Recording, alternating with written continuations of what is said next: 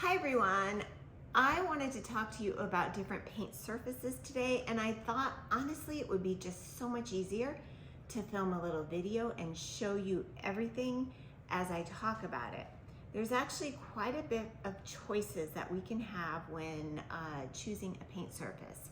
So, especially if you're a beginner and you want to be price cautious, I would rather have you choose something that is inexpensive so that you can keep painting versus trying to buy really high quality canvases.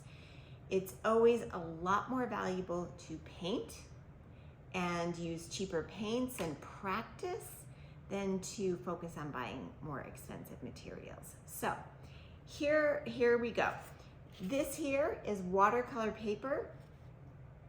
I buy 300-pound watercolor paper, and typically it comes in big sheets like this. And what I do is fold it and rip it and pull it, and then I get a bunch of these little ones, which gives me a really great opportunity to make a lot of little practice paintings. So if you want the 300-pound, generally you have to get that in an art supply store. But if you're looking for watercolor paper and you just want to practice, these are great. You can get them in any craft store. It's 140-pound watercolor paper, and so all that really means is it's thinner. But if you compare this to sketchbook paper or regular paper, it's a lot thicker and it can take paint. So it would be a less expensive way to get a lot of practice in if that is something you're looking for. I still use them because, when I practice, it doesn't matter what I do it on. All right, so moving on, put these down here.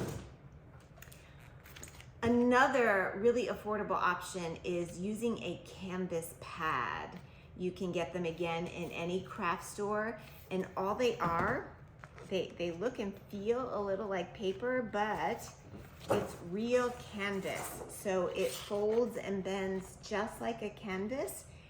And if you're wanting to learn how the feel of the paint is on the canvas versus paper, it's a great option because paint really does react differently on paper than it does to canvas.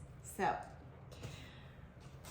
I use plenty of these, which you can see are the thinner canvases. You can buy them in bulk at Michael's or any sort of hobby place.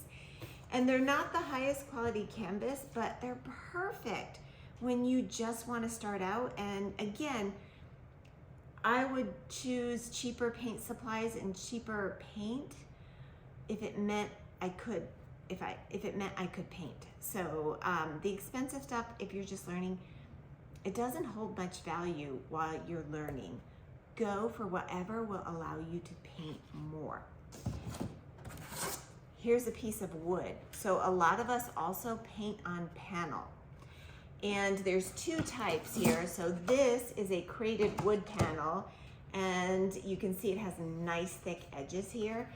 It's a great opportunity to paint on wood where you don't have to frame it because it's got this. You just paint it and call it good. What I like about these is you can get really rough with some of those tools and scratch into it, dig into it, and it's fine. And it just creates this really interesting layer of texture. Now, sometimes I will use these, and you can see they're super thin. And instead of buying them in an art supply store, because they're a lot more money, I go, if you're in the US, I go to a hardware store like Lowe's or Home Depot. You can get a really large piece, like 5x6 piece of this, and they'll cut it to whatever size you want for free. So once a year or so, I will go and I'll have them cut it into 12x12s because I'm experimenting with new ideas. And the cool thing is you can finish it right to the end, and then all you do is pop it in a frame and you can sell it if that's what you decide to do.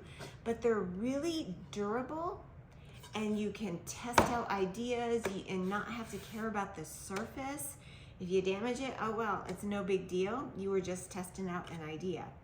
So these are some of my go-tos, and I really hope that you check some of them out, because they're great for when you're just starting out and don't want to have to worry about buying more expensive items. So I hope that helps.